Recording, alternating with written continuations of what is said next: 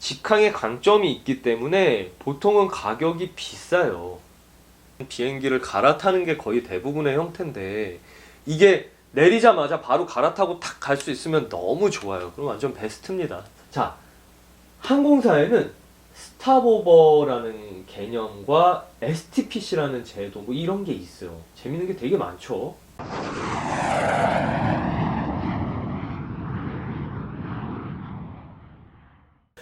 여정에 해당 국적 항공편에 국가가 포함되어 있다면 한 섹터를 줄일 수 있다라는 거죠. 쉬워요. 본국을 한 번씩 거쳐가야 하는 항공 특성이니까. 그러니까 그럴 수밖에 없죠. 그럼 한국 국적의 국적기는 어떨까요? 출발할 때 한국에서 출발했어요. 돌아올 때 한국으로 도착하는 거예요. 본국인 한국을 한 번씩 지나가는 것이 결과적으로 출발 도착에서 이미 한번 시작을 했잖아요. 한번 밟고 갔잖아요. 한번 볼까요? 어떻게 되나? 자, 국적사 같은 경우 볼게요. 일단 제가 뭐라 말씀드렸어요? 그 해당 항공편의 허브를 먼저 경유해서 간다고 했죠. 그 앞에 지금 앞에 얘도 다 그런 식으로 이동을 했습니다. 국적 항공사의 허브 어디예요? 인천공항. 그런데 우리가 지금 비행기를 타는 첫 출발지가 어딘가요? 인천공항이에요. 그러면 이미 우리는 비행기를 탑승하는 순간 경유지를 지나고 있다고 생각을 해도 되는 거죠. 경유지를 이미 출발을 해서 어디로 가야 돼요? 런던을 가야죠. 그러니까 바로 가는 겁니다. 런던으로. 자, 첫 번째 섹터 런던, 영국의 런던으로 바로 갔죠. 나머지 똑같아요. 이제 영국에서 여행하고 항공편 아닌 루트로 다시 이동해서 프랑스 파리 가서 여행하고 다시 이탈리아 로마로 가서 여행하고 이제 집에 와야 될 시간이에요.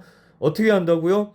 경유지를 먼저, 그러니까 허브를 먼저 경유해서 도착지 한국으로 돌아가야 할 텐데 허브가 어디요? 경유지 어디요? 인천공항. 자, 이렇게 갑니다. 이게 맞나요?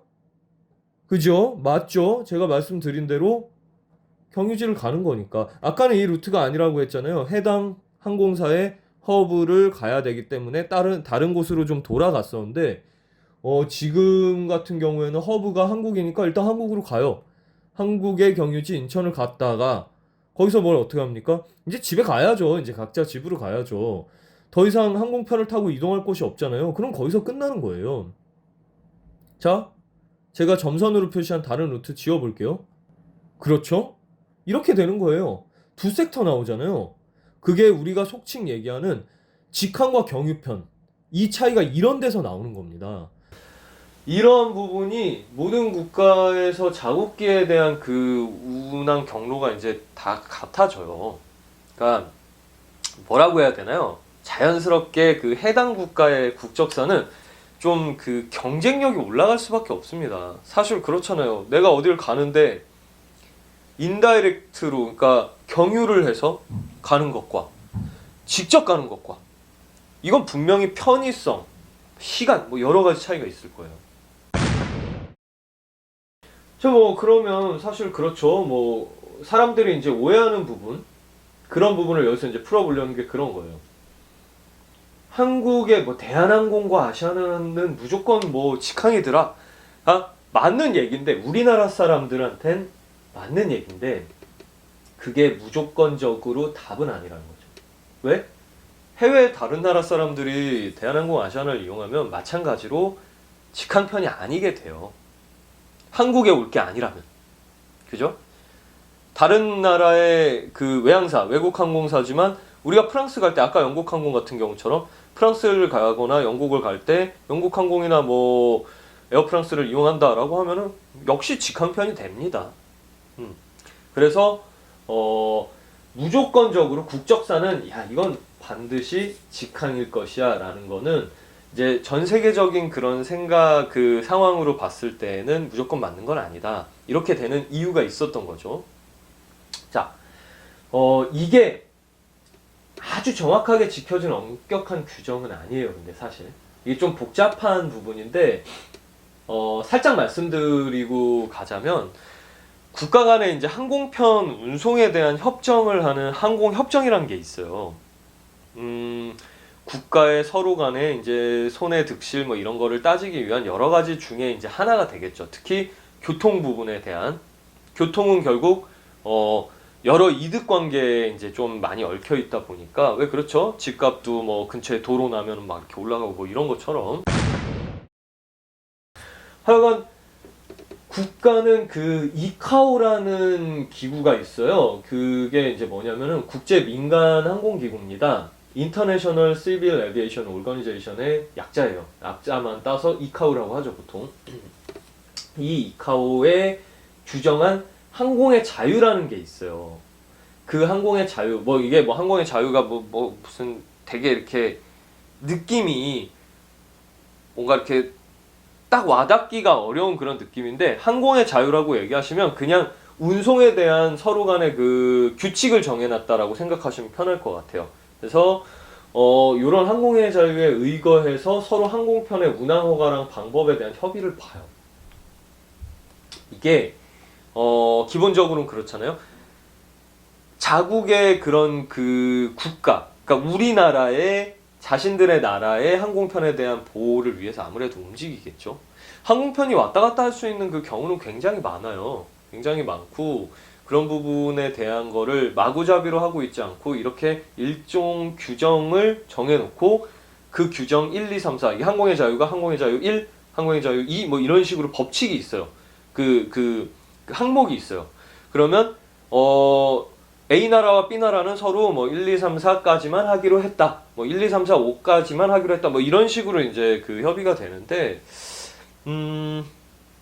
사실 해당 국적 항공사가 자국의 허브를 경유한다고 하긴 했지만 그게 100% 맞지는 않을 수 있다는 거죠.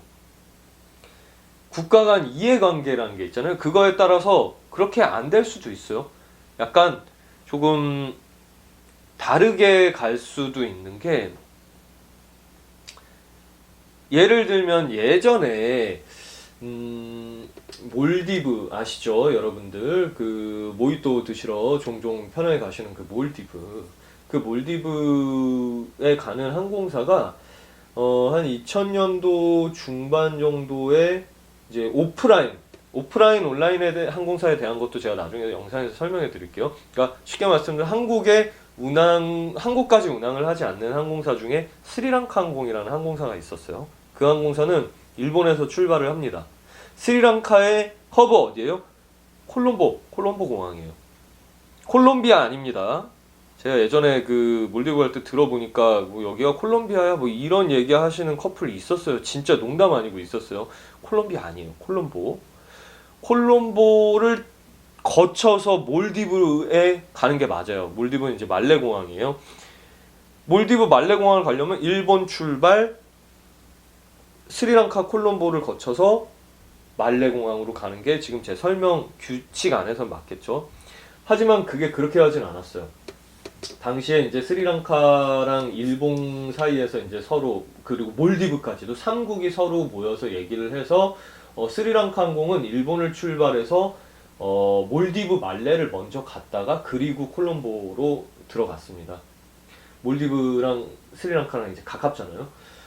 그렇게 가는 경우도 있어요. 특이하죠. 특이하고 이런 경우는 많지 않은데 어쨌거나 존재한다는 거예요. 하지만 제가 처음에 말씀드렸던 것처럼 대충 그냥 요런 규칙으로 가는구나 이렇게 생각을 하시면 된다는 거죠. 크게 틀리지 않아요. 각 국가의 국적사만 직항으로 본인들의 강점을 유지할 수 있는데, 다른 국가의 외항사를 직항이 될 수 있는 상황을 굳이 만들겠어요? 아니겠죠. 자국 기업의 경쟁력을 키우는 쪽으로 가려고 할 테니까 굳이 직항으로 가세요 이런 얘기를 보통 안 하죠. 만약에 한다면 그건 뭔가 이득이 있기 때문에, 뭐가 필요하기 때문에 그렇게 가는 거겠죠. 자, 우리가 봐야 할 부분은 바로 여기서부터 시작합니다. 직항의 강점이 있기 때문에 보통은 가격이 비싸요. 이게 아시잖아요. 경유를 하면은 이제 여러 가지로 손실을 본다고 아까 제가 말씀드렸죠. 체력적, 시간적으로. 그럼 그만큼을 어떻게 보면은 더 비싸다는 표현이 맞을까요? 경유를 하는 쪽이 더, 그러니까 직항에 비해서 저렴하다는 표현이 더 맞을 수도 있을 것 같아요. 경쟁력을 갖추기 위해서. 뭐가 쫄리고 나빠서 그런 게 아니라 편의에 대한 그 왜 직접 가지 않는 경유편을 골라야 하냐에 대한 해답 중에 하나로 제시한 게 아마 가격을 조금 경쟁력 있게 내놓는 거. 이게 오히려 맞는 표현이겠네요. 직항이 비싸다 보다. 이게 경유편이라는 게 사실 그렇죠. 아까 얘기한 그 허브에서 다시 목적지까지 가는 비행기를 갈아타는 게 거의 대부분의 형태인데 이게 내리자마자 바로 갈아타고 탁 갈 수 있으면 너무 좋아요. 그럼 완전 베스트입니다. 사실 경유편이지만 베스트라 할 수 있어요. 왜냐면 길게 가는 비행에서 계속 갇혀서 가는 것보단 잠깐 내려서 허리도 좀 피고 왜 뭐 흡연하시는 분들은 뭐 내려서 뭐 담배도 한 대 좀 즐기시고 조금 관절이나 이런 데가 좀 불편하신 분들 좀 운동도 하시고 뭐 이러실 수 있어요. 그래서 그게 더 나을 수도 있어요. 뭐 화장실도 좀 갔다 오시고 편하게 그 시간 사이에. 근데 이게 그 경유하는 그 시간이 길어지면은 이게 답이 안 나와요. 이걸 어떻게 해? 하루 종일 거기에서 갇혀 있고 공항에 있고 이러기가 쉽지 않죠. 그래서 이제 이게 직항이라는 거는 강력한 장점을 갖게 된다고 생각을 해요. 가끔 진짜 가끔 아니 왜 비행기를 더 타는데 얼마 타지도 않는 직항이 더 비쌉니까? 라고 직항 노선을 갖고 있는 항공사에 항의를 하는 분도 계세요.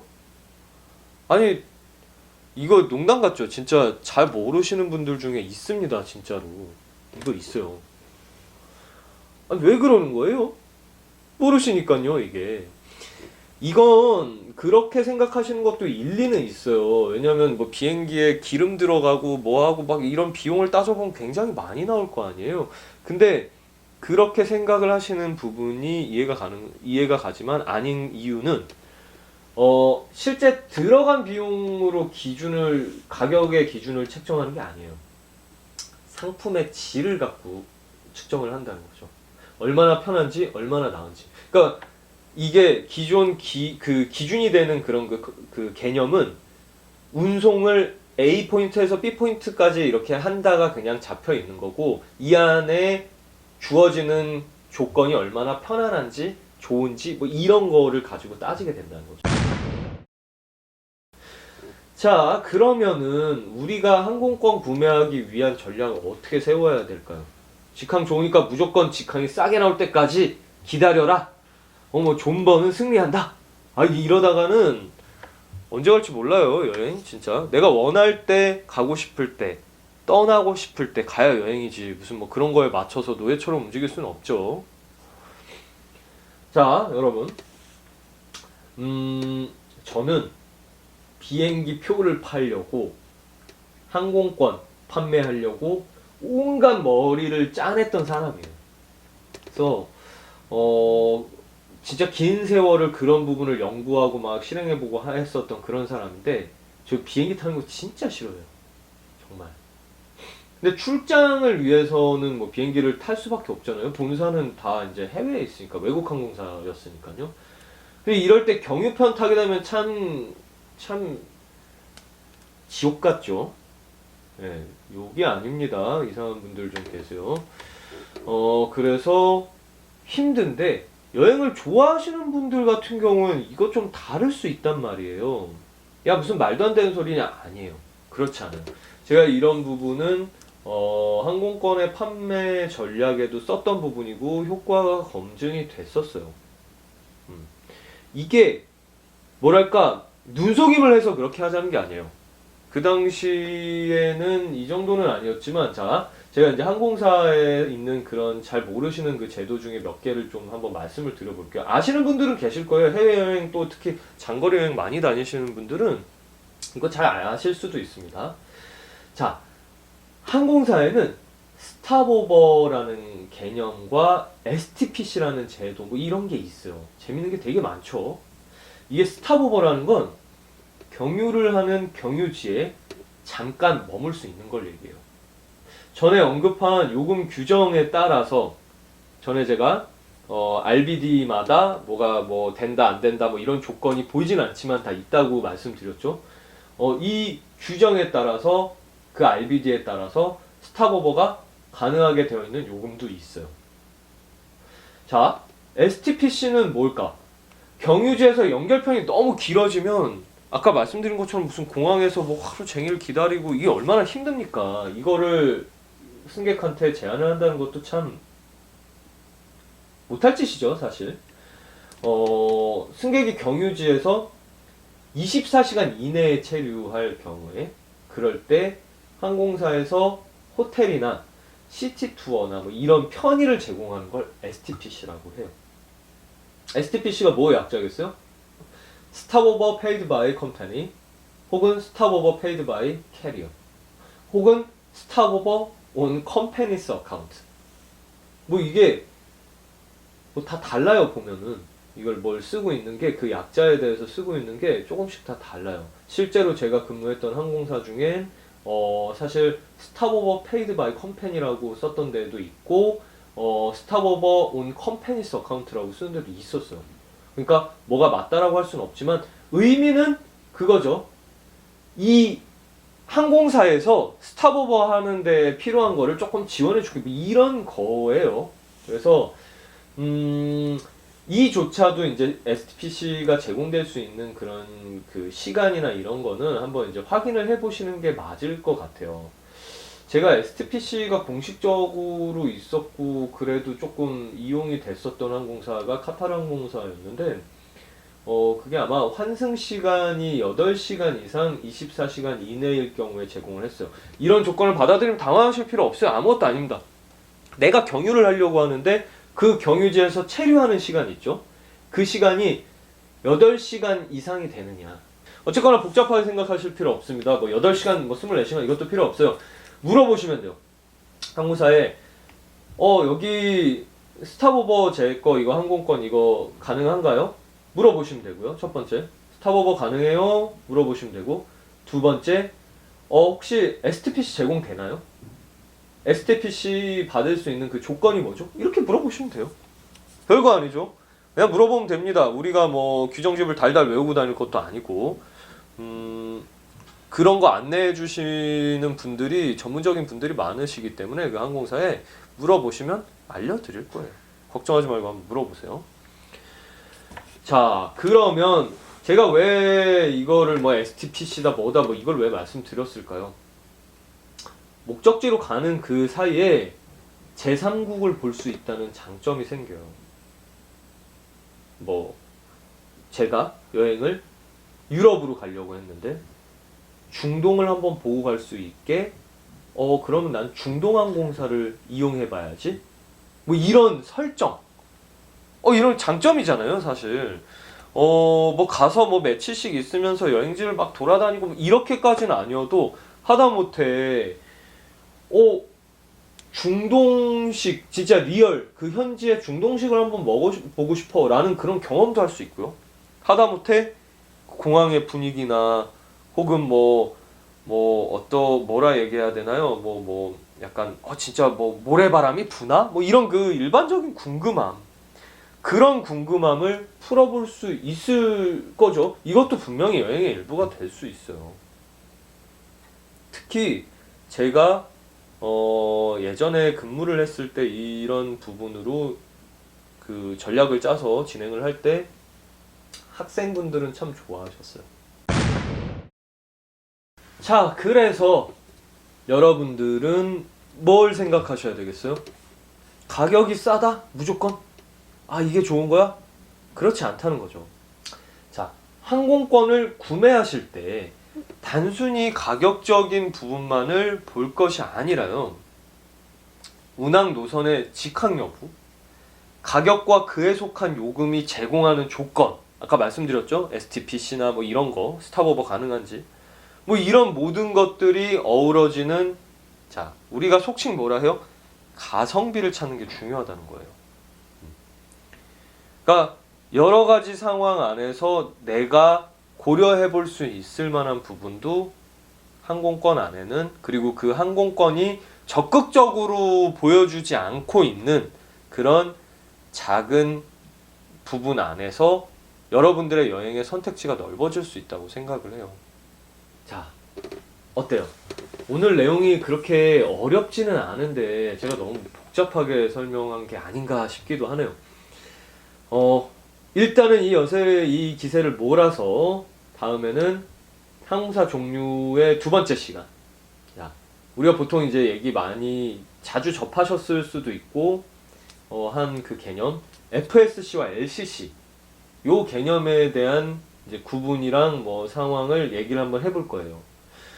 자, 만약에 이게 지금 제가 말씀드리는 게 너무 어렵거나 개념이 복잡하다면 저한테 알려주세요. 조금 더 간단히 설명해 드릴 방법을 좀 생각을 해 보겠습니다. 근데 이게 정말 말씀을 드릴 때마다, 설명을 할 때마다 조금씩 더 알려드리고 싶은 부분이 자꾸 올라와요. 이것도 지금 많이 자제를 하고 뭔가 예를 들고 저의 경험을 얘기하고 이런 식으로 좀 진행을 했으면 좋겠는데 안타깝게도 분량은 되게 작은데 제가 생각했었던 분량은 정말 한 3분 따닥 얘기하면 끝날 것 같은데 영상이 꽤 길어지네요. 오늘도 지루한 시간 함께 해주신 여러분들께 정말 감사드리고요. 저희는 어디? 채널 DRS의 드로이센이었습니다. 안녕.